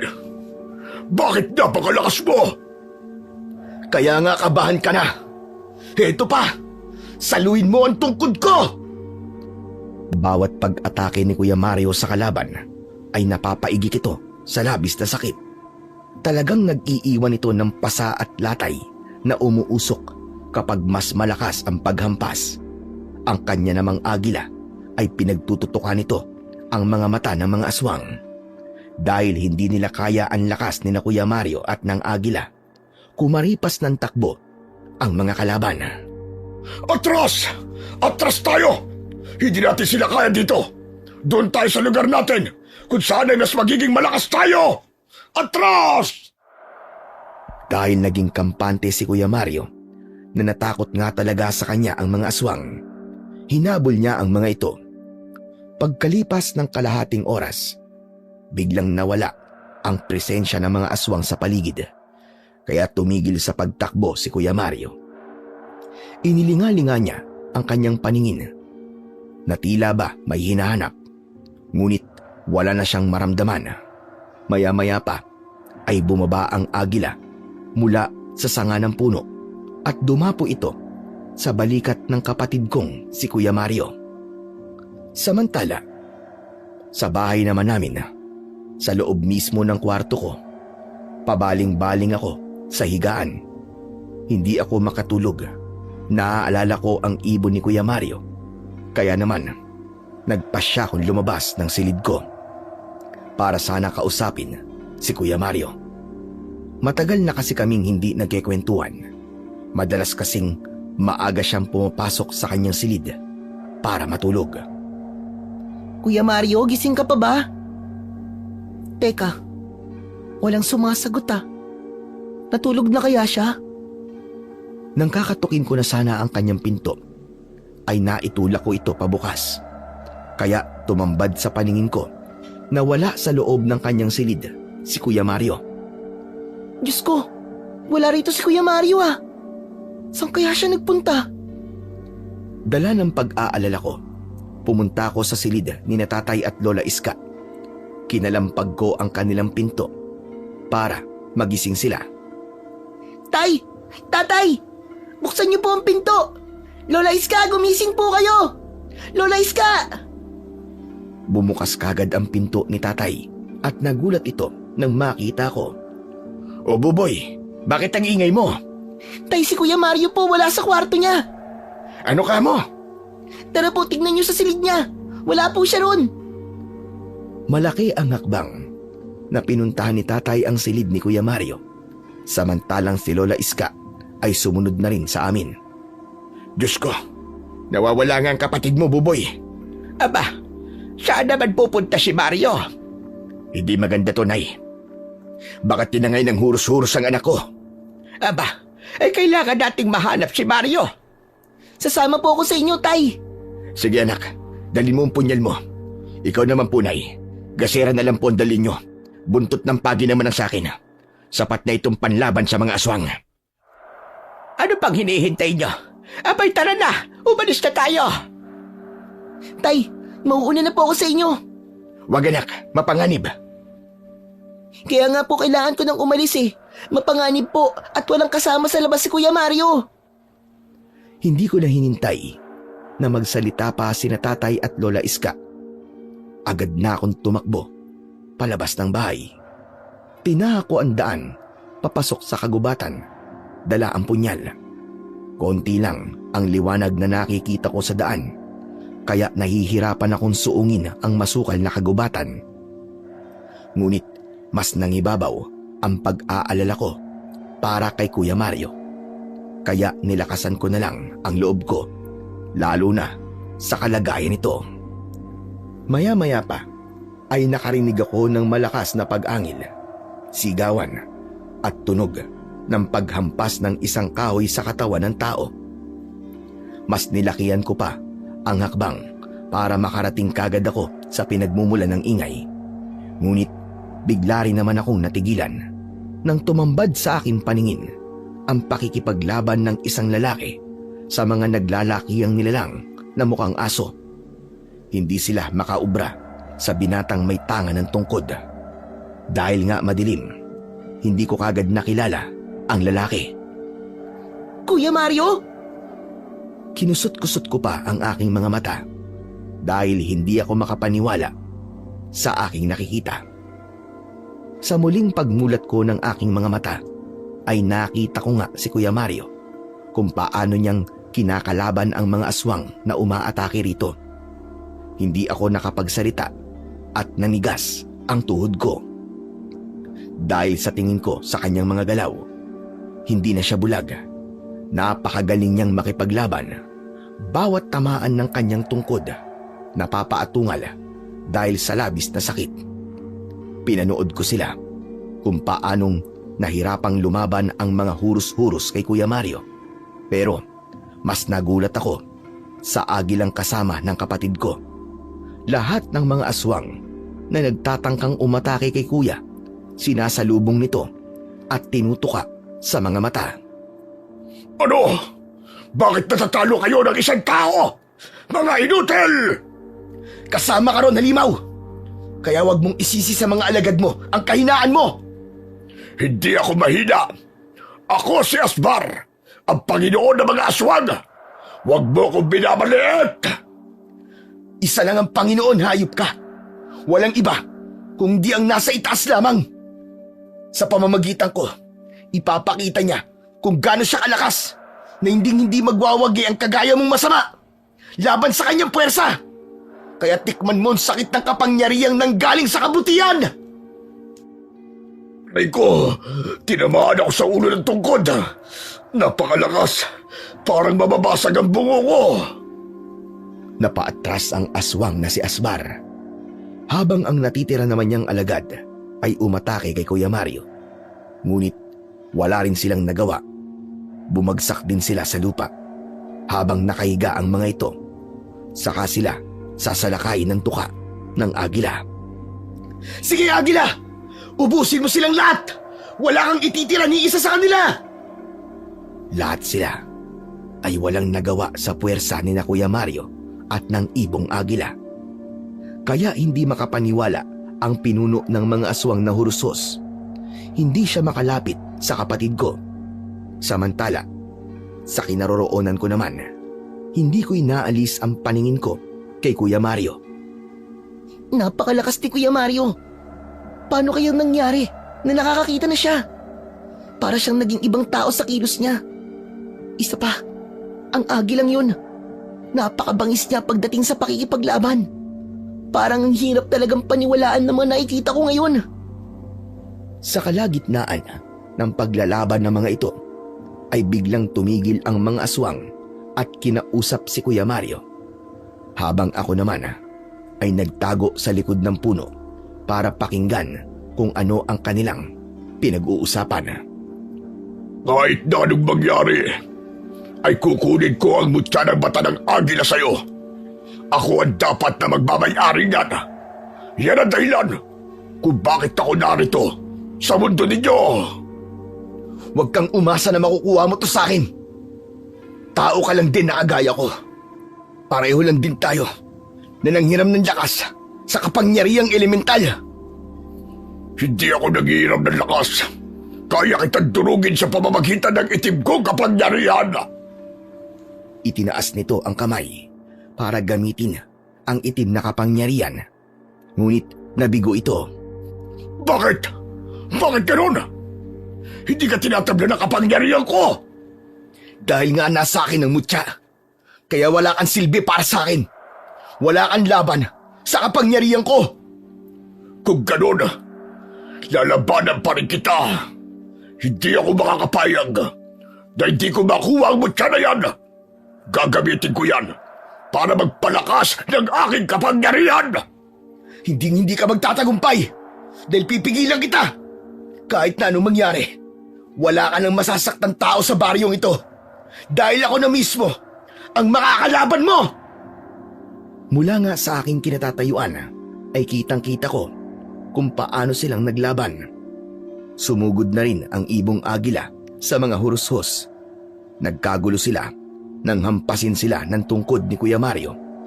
Bawat tamaan ng sandata ni Kuya Mario ay talaga namang tumatalsik ng malayo na para bang may malakas na puwersa na tumatama sa kanilang katawan. Ganon din ang nangyari sa pinunong si Asbar. Pasadsad itong bumagsak sa lupa. Saka ito nilapitan ng kapatid ko at sinakal. Halos umangat ang paa nito sa lupa dahil sa lakas ni Kuya Mario. Bitiwan mo ang leg ko! Ang init ng kamay mo! Isang kamay lang ang ginamit ni Kuya Mario, ngunit hindi makapalag ang pinuno ng mga hurusos. Nakapagtaklob ako ng bibig. Wala nitong kahirap-hirap na ibinarag sa lupa ang maskuladong aswang na si Asbar. Halos hindi talaga ako makapaniwala sa mga nakikita ko. Maya-maya pa ay biglang dumating sina Tatay at Lola Iska. Maging sila ay nagulat din sa kanilang nadatnan. Dala ni Lola Iska ang gasera, kaya nakita ko kung paanong namutla ang labi nito. Para bang nakilala niya ang kalaban ni Kuya Mario. Idagdag pa ang katotohanang hindi nabulag ang apo nito. Hindi rin sila agad nakapagsalita. Tay, si Kuya Mario po hindi na po siya bulag. Nakikipaglaban po siya sa mga aswang. Kasama po ng agila niya. Napakahusay po nila, Tay. Diyos ko, hindi ako makapaniwala sa nakikita kong ito. Mahabagin langit. Si Mario nga ba ang nakikita ko? Opo, Lola Iska. Si Kuya Mario nga po yan. Yes ko. Ito ang dahilan kung bakit hinahanap ng mga aswang si Mario. Dahil siya naga ang may busilak na pusong mangangalaga sa iniingatang butya ng isang mahiwagang ermitanyo. Ang dakilang antikero na pupuksa sa mga aswang. Ano po? May wagang ermitanyo? Di ba, siya po yung madalas na ikinikwento niyo sa amin ni Kuya Mario? Oo, apo. Siya naga ang tinutukoy ko. Kung ganun, nasa panganib ang anak ko. Nagkakamali ka, Roberto.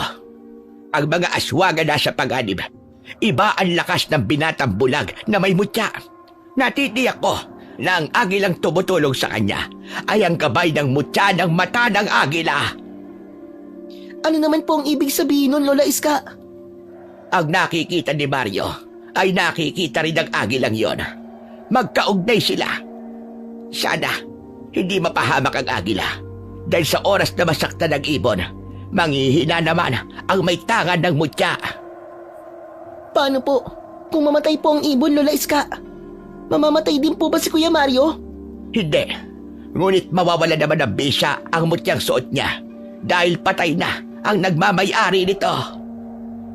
Ipinagdasal ko na sana hindi malaman ng aswang ang kahinaan ni Kuya Mario.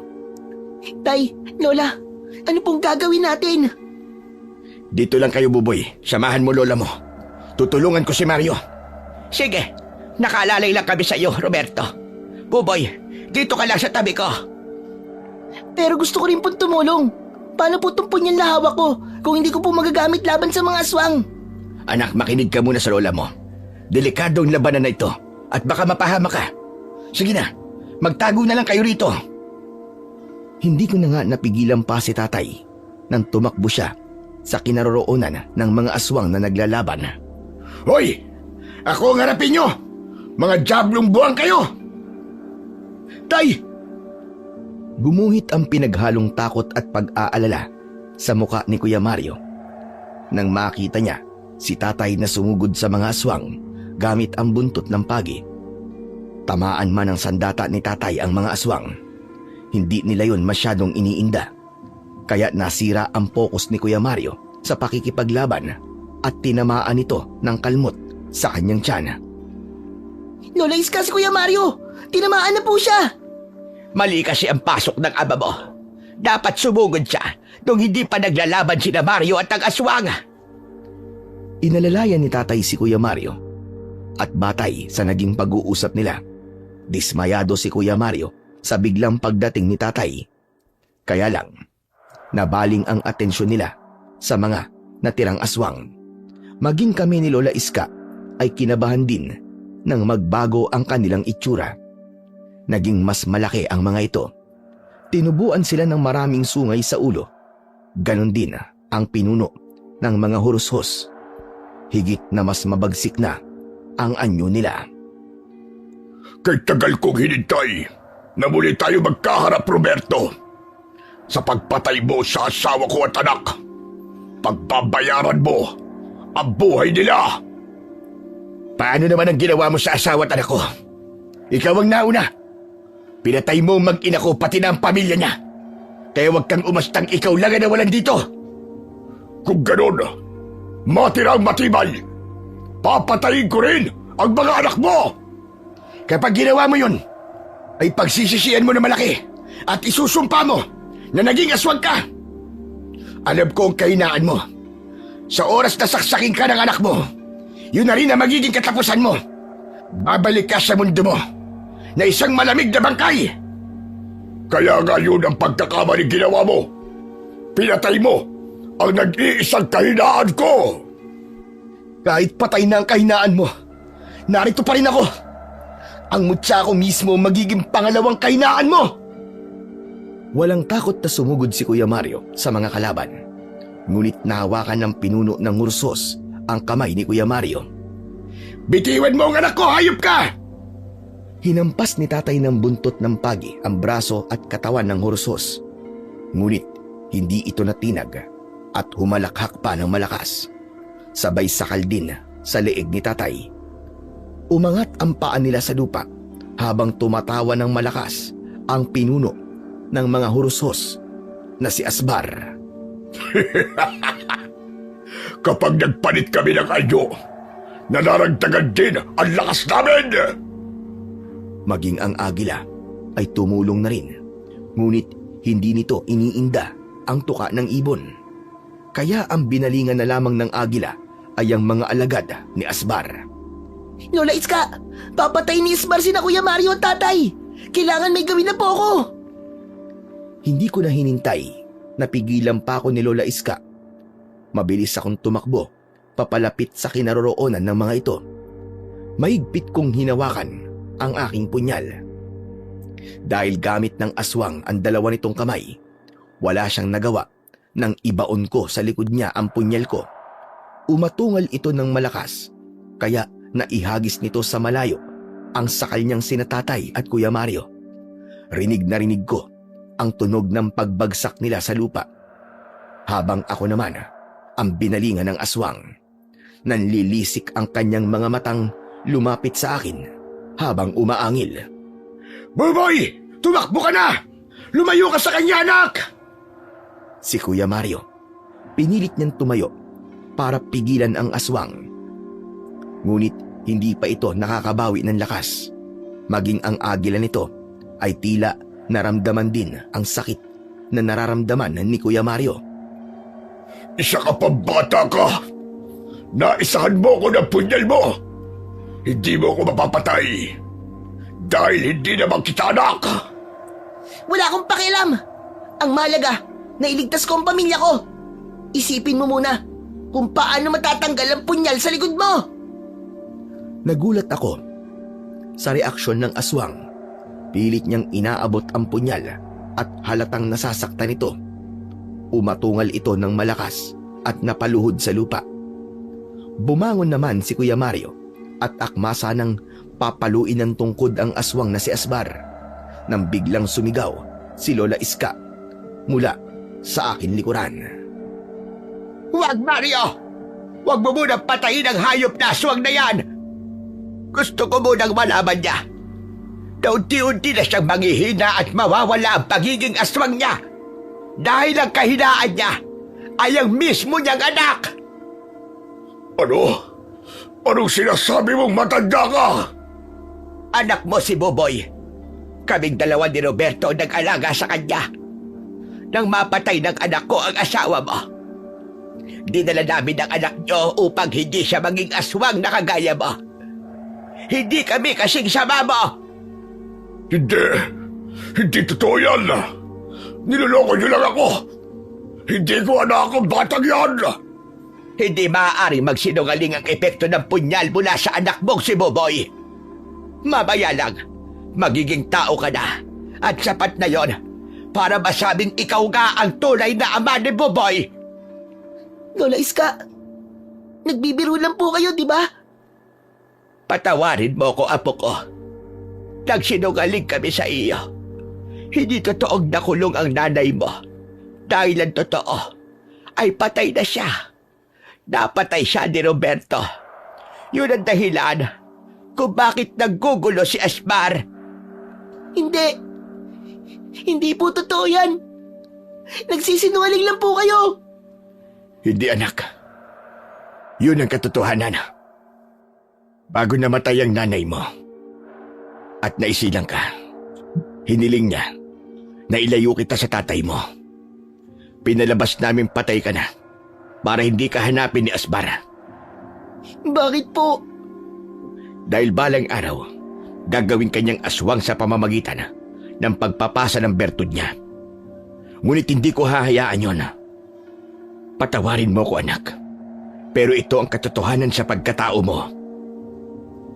Halos mabaliw ako nang marinig ko ang mga ipinagtapat sa akin ni na Tatay at Lola Iska. Habang hindi ko inaalis ang tingin ko sa aking ama na nakaluhod pa rin sa lupa. Maya-maya pa, tumambad sa aking paningin ang unti-unting pagbabago sa kanyang anyo. Naging tao na siya. Indikasyong mag-ama nga kami. Nanginginig ang katawan ko dahil sa labis na pagkabigla.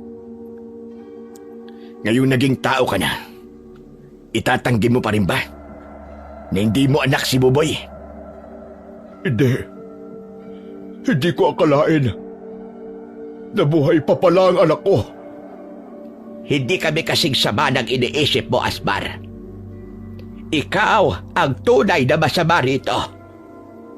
Ikaw ang unang pumatay sa pamilya ko, Asbar.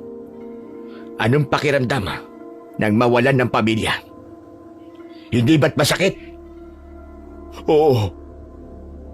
Tama ka, Roberto. Patawarin mo ako. Kung ano ang ginawa mo sa kapwa mo, ay siya rin ang mangyayari sa iyo.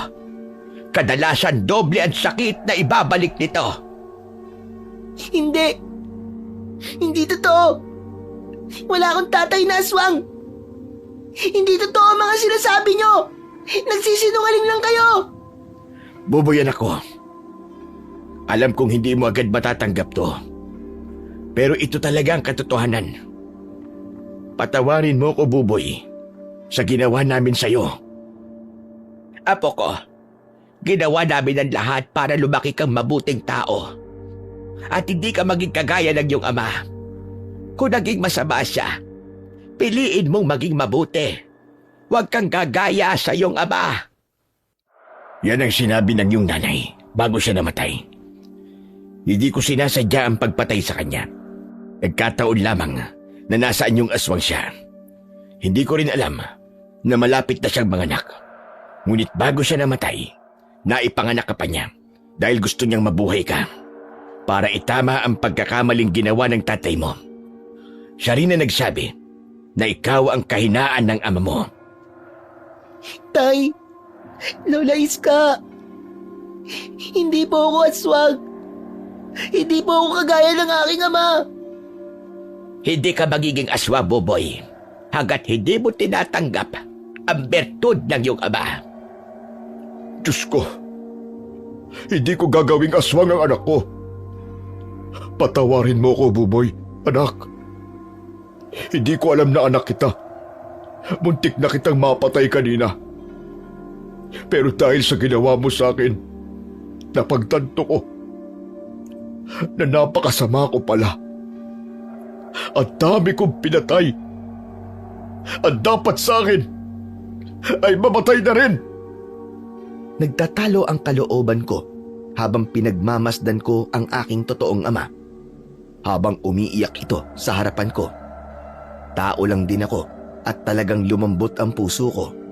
Dahil totoo, pinalaki ako ng tama ni na Tatay at Lola Iska. Nakita ko ang paghihirap ng kalooban niya na para bang ako ang nasaktan. Maya-maya pa, lumapit sa amin si Kuya Mario at hindi niya na itinuloy ang pagpalo ng tungkod sa katawan ng aking ama. Dumapo na rin sa balikat nito ang agila na tila ba nakikinig sa aming mga pinag-uusapan. Sumusuko na ako sa inyo. Handa ko ng pagbayaran ng kasalanan ko. Kung kamatayan man ito, maluwag kong tatanggapin. Iiwan ko ang anak ko sa inyo dahil alam kong kayo ang mas higit na may karapatang mag-alaga sa kanya. Sigurado ka na ba? Oo, Roberto. At maraming salamat sa inyo. Sa kabila ng ginawa ko sa inyo at sa pamilya nyo. Ito pa ang iginanti nyo sa akin. Wala akong kasing sama. Isa akong halimaw na walang kwenta. Sandali! Huwag mo sasaktan ang sarili mo, Asbar. Huwag ka rin magpapakamatay. dahil higit na mas kasalanan yon sa mata ng Diyos. Tanggapin mo ang iyong kasalanan at patawarin mo ang iyong sarili. Humingi ka rin ng kapatawaran sa Kanya. Asbar, iisa lang ang kahilingan ko. Bumalik ka na sa mundo nyo. Sa mundo ng mga engkanto. Hindi ka nararapat dito dahil kung mananatili ka rito, maraming magtatangka sa buhay mo at makakagawa ka lang ulit ng kasalanan. Dahil sa sinabing yon ni Tatay Roberto, ay sumang-ayon si Tatay Asbar. Mas lalo kaming nagulat nang merong malakas na liwanag na lumitaw mula sa balikat ni Kuya Mario. Ang agila ay naging isang matandang lalaki na mahaba ang balbas at bigote. Mahaba rin ang kanyang buhok na kulay puti na kasing kulay ng kanyang saya. Meron itong sariling tungkod at merong korona na para bang ginto. Hindi ko inaasahan na ito pala ang magiging wakas ng iyong kasamaan, Asbar. Apong Magno, ikaw pala ang agila. Oo, Asbar. Ako ang gabay ni Mario bilang bagong tagapangalaga sa mutya ng mata ng agila. Siya sana ang papatay sa iyo, ngunit nagbago ang takbo ng kapalaran mo dahil buhay pa ang nag-iisang kahinaan mo. Yun ay walang iba, kundi ang iyong anak. Nagulat din ako sa aking natuklasan. Maya-maya pa ay humarap ang mahiwagang ermitanyo kina Tatay at Kuya Mario. Nais kong ipagtapat na ikaw, Roberto at Mario, ay totoong mag-ama. Ano po? Paano nangyari yun? Akala ko po patay na ang aking anak kasama ng asawa ko. Nagkakamali ka dahil ako mismo nagbigay sa iyo sa totoo mong anak. Kung natatandaan mo, ako ang agilang nagbabantay sa kanya, hindi ba? Kaya ako rin ang nakakaalam kung sino ang totoo niyang ama. Siya ang anak ninyo, ni Teresa. Diyos ko, napaka-imposible. Kinilabutan po ako sa mga narinig ko sa inyo, Apong Magno. Hindi po ako makapaniwalang totoo kong ama, si Tatay Roberto. Oo, Mario. Kaya huwag kang magtanim ng galit sa puso mo. Dahil kahit kailan ay hindi kita pinabayaan. Hindi ka rin pinabayaan ng Diyos. Lalong-lalo ka na, Roberto. Kung tinalikuran mo man ang paninilbihan sa Panginoon, hindi ibig sabihin nun na hindi mo na siya pinaniniwalaan. Diyos ko, hindi ko po alam ito. Napaka-imposible na ang inaalagaan ko pala ay totoo kong anak. Walang imposible sa kapangyarihan ng Diyos. Kaya ang lahat ng mga nangyayari sa inyo ay may dahilan na sana'y magbigay sa inyo ng patunay na ang Diyos ay palaging nakatingin sa ating lahat. Alam niya kung ano ang plano niya para sa mga buhay natin. Nang marinig ko sila, isa lang ang napagtanto ko. Mahal ako ng Diyos at hindi niya ako hinayaan na maging masama, kagaya ni Tatay Asbar, sina Kuya Mario at si Tatay Roberto. Pinagtagpo sila ng Panginoon upang muling magkasama. Kaya naman, ipinagpasalamat ko sa Diyos na nabuo ang pamilya ko, ngunit hindi nga lamang sa magandang paraan, kundi sa karahasan mula sa mga aswang na hurus-hos. Ipinagdasal ko na sana ay mapatawad ni Tatay Asbara ang kanyang sarili at patawarin din siya ng Panginoon. Ang pagsuko niya ay sapat na upang mapatunayan kong tuluyang nawala na ang kasamaan sa dibdib niya.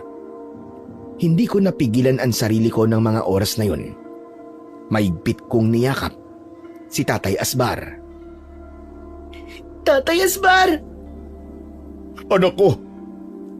Anak ko, patawarin mo ako. Patawad. Salamat po. Hanggang sa huli, ay tinanggap niyo na po ang pagkakamali niyo. Ako mismo ang bumunot ng punyal sa likod nito. Kitang-kita ko kung gaano siya namilipit sa labis na sakit. Pero dahil sa tulong ng mahiwagang ermitanyo, naghilom ang sugat nito matapos patakan nito ng kulay berdeng likido. Tuluyan na ngang isinuko ni Tatay Asbar ang kanyang bertud kay Apong Magno. Dahil may kasalanan si Tatay Asbar sa mundo ng mga engkanto, kailangan siyang sumama kay Apong Magno. Apong Magno, isinasauli ko na po sa inyo ang tungkod. Hindi, Mario. Para sa'yo talaga yan. Dahil mananatili kang bulag sa araw at sa gabi ka lang makakakita. Umalis na si Apong Magno at Tatay Asbar para magtungo sa lagusan papunta sa mundo ng mga engkanto. Sina Tatay Roberto at Kuya Mario naman ay nagyakap ng mahigpit, habang si Lola Iska, nilapitan niya ako at niyakap din ng mahigpit. Sinabi nitong ang mga nakita namin ay kalimutan ko na.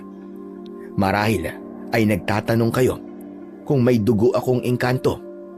Wala po, dahil ang nanay ko ay tao kahit siya ay naging aswang. Nagiging aswang lang ang hurusos kapag nilunok niya ang bertud. Hanggang ngayon po ay nagpapasalamat pa rin ako kay Apong Magno dahil tinulungan niya ang aking kapatid na bulag na si Kuya Mario at ginawa niyang isang mahusay at matapang na antingero. Bago ko nga po pala tapusin ang istorya ko, ay nais ko lamang pong magpasalamat sa inyo, Sir Blair. Dahil binigyan niyo po ako ng pagkakataon na maibahagi sa lahat ang aking natatanging kwento na hindi ko po makakalimutan. Ako nga po pala ulit si Buboy. At ito ang katapusan ng aking kwento. At sana po ay may napulot po kayo na magandang aral. Sa kwentong inyong napakinggan, pinatutunayan lamang na sa mundo ng tukso at pagkakamali, mahalagang maunawaan natin na ang kasamaan ay hindi kailanman mananaig laban sa kabutihan kung ang puso ng tao ay nananatiling nakaugat sa pananampalataya sa Panginoong Diyos. Sapagkat ang tunay na lakas ay hindi nasusukat sa pagiganti, kundi sa kakayahang magpatawad. Ayon nga sa Roma 12:21, huwag kang padadaig sa masama, kundi bagkos daigin mo ng mabuti ang masama. Ang kapatawaran ang nagsisilbing sandata upang mapawi ang galit na matagal nang kinikimkim sa dibdib. At ito rin ang nagbubukas ng pintuan tungo sa kapayapaan ng kalooban. Matuto tayong harapin at tanggapin ang ating mga pagkakamali, sapagkat sa pag-amin ng ating kahinaan, doon nagsisimula ang tunay na pagbabago. Huwag nating hayaan ang ating sariling pagkukulang ang maging dahilan ng ating pagbagsak. Sa halip, gawin natin itong hakbang upang tayo'y maging mas matatag at mas malapit sa Diyos. Sapagkat tulad ng sinasabi sa 2 Korinto 12:9, sapat sa iyo ang aking biyaya, sapagkat ang aking kapangyarihan ay nahahayag sa kahinaan. Hindi maikakaila na mahirap kalaban ang taong labis nating pinapahalagahan, lalo na kung nasasaktan tayo. Ngunit sa kabila nito, pinapaalalahanan tayo na piliin pa rin ang kabutihan kaysa galit. Habang may oras pa, sikapin nating baguhin ang ating sarili, maging mabuti, maging mapagkumbaba, at maging magpatawad, upang tayo'y maging kalugod-lugod sa mata ng Panginoong Diyos. Sapagkat ang buhay na inaalay sa kabutihan ay hindi hahantong sa kapahamakan, kundi sa liwanag ng kanyang pagmamahal. Maraming salamat po sa walang sawa niyong pagsuporta at pakikinig sa aking mga YouTube channel. At huwag niyo rin pong kalimutan na mag-subscribe at i-hit ang notification bell para sa mas marami pang makapigil hininga na kwentong aswang at katatakutan mula sa mundo ng kababalaghan. Hanggang sa muli po at pagpalain kayong lahat ng ating dakilang Diyos na siyang pinakamakapangyarihan sa lahat.